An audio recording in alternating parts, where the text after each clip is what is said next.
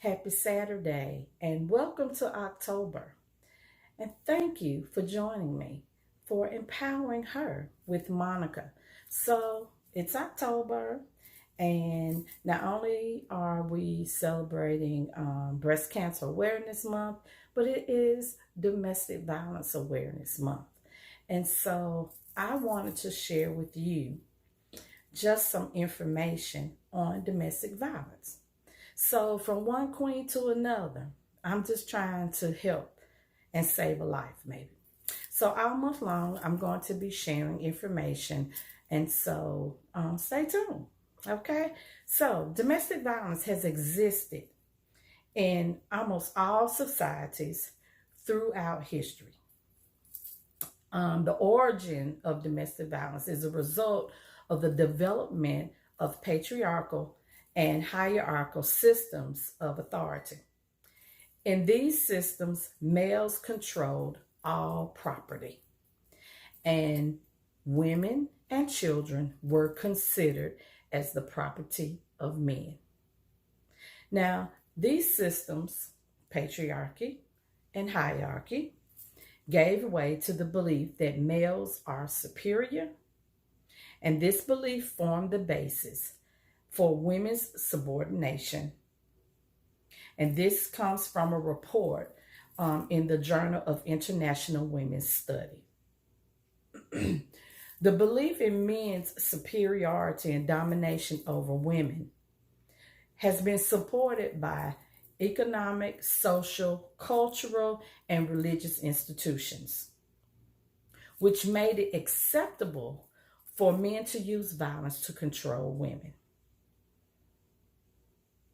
These institutions and laws supported a man's right to control his wife by force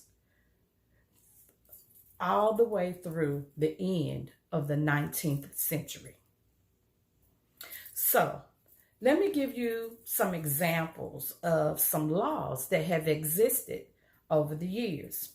So, there's the first one I want to talk about is in the 1500s, there was what they call the marital exemption for rape. So, which means that a man could rape his wife or force her to have sex with him, and there was nothing she can do about it. It's not considered rape if they're married. Wow. The Code of Hammurabi was put into play in the 1800s, and it decreed that a wife must be submissive to her husband, and that a man can punish any member of his household for anything he considered was disobedience. Wow.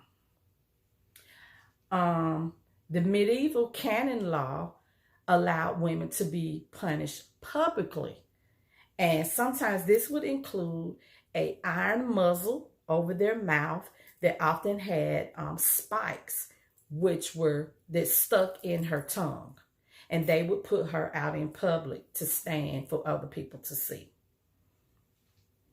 In case y'all didn't know, that's called humiliation, but okay, that's another topic for another day. In Renaissance France, they limited the discipline of wives and children to physical abuse that did not result in death. But at the same time, they said that a man who is not master of his wife is not worthy of being a man. What? So in other words, don't kill her, but beat her as bad as you want to, just long as she doesn't die. Really? So, have you ever heard of the rule of thumb? So, I don't know if this is exactly true, but there's a rumor, and I've read it several times, that in the 1700s, that England passed a law that allowed a man to chastise his wife with a whip, as long as it could be the size of his thumb. It could not be any larger than the size of his thumb. And that was so that he could enforce domestic discipline. Yeah. So this went on from 1500s all the way up into the late 1900s. Wow. That men were allowed to discipline women and control them with force. It wasn't until the late 1960s and 70s that during the women's liberation movement that domestic violence became recognized as a social issue. It was because of the work of women advocates that in 1971, the first women's shelter opened. In 1972, the first hotline for battered women opened in St. Paul, Minnesota.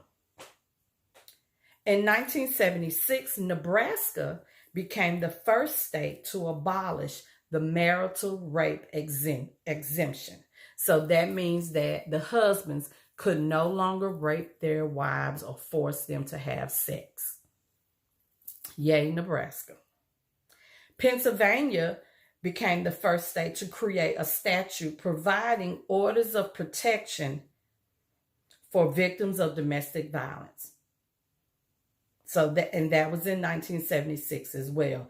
So protective order, or TPOs as they're called now, those came into play in 1976 in Pennsylvania.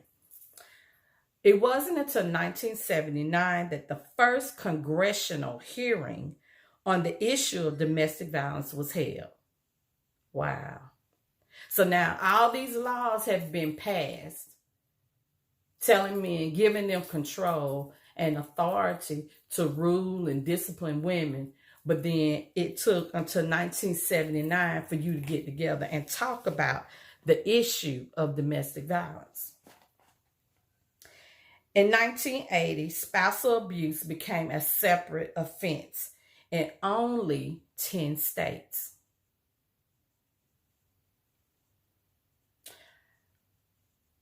Sisters, I submit to you that domestic violence is not only a social issue, it's a health issue. Victims of domestic abuse, in most cases, continue to suffer long after the abuse is over. Packing a bag and walking out the door does not mean it's over. Survivors of domestic abuse, victors, whatever you want to call them, or that you call yourself, they have to work to put their and possibly their children's lives back together while they are working to heal mentally, physically, emotionally, and financially. This is no easy job. This work is not easy. Not easy at all. So I'm going to ask you this month to please wear purple. If you know someone who may be possibly in an abusive relationship, send them to my website at daylightinc.org, or share my video or anybody's video on domestic abuse with them, because they deserve better.